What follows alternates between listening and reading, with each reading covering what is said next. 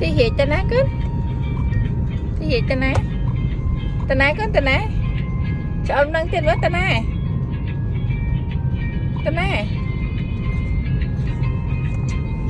ta tại ăn một phía đi Ôi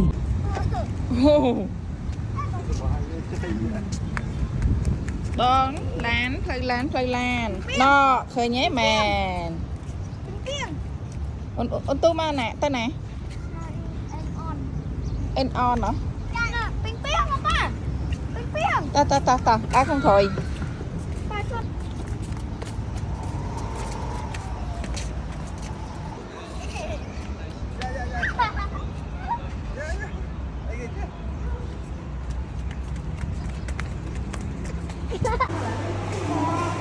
chia tay thế thôi ôi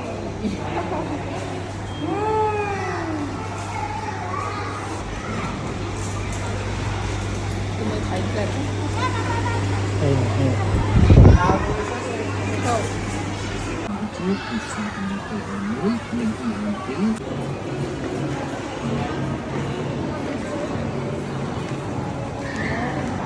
chia mà chị được quả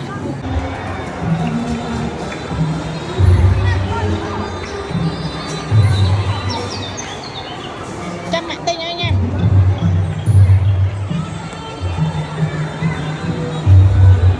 miền này miền lập theo này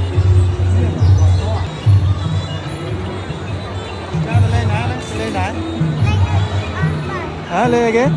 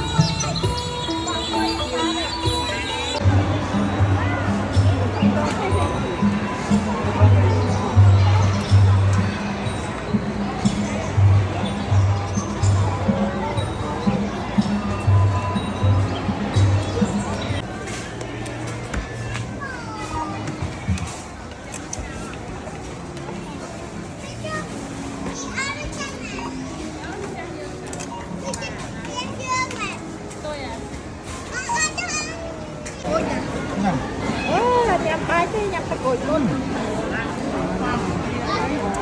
Cân đó hả? Hai thủ một coi một đánh video.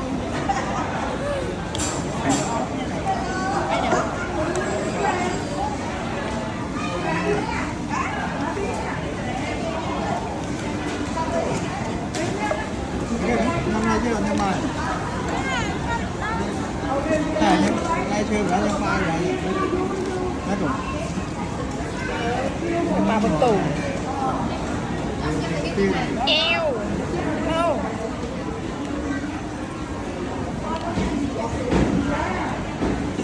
Năm mai hết năm nay chưa nhỉ? Đây đây nhầm nhầm thì năm mai hết thì năm nay chưa nhỉ?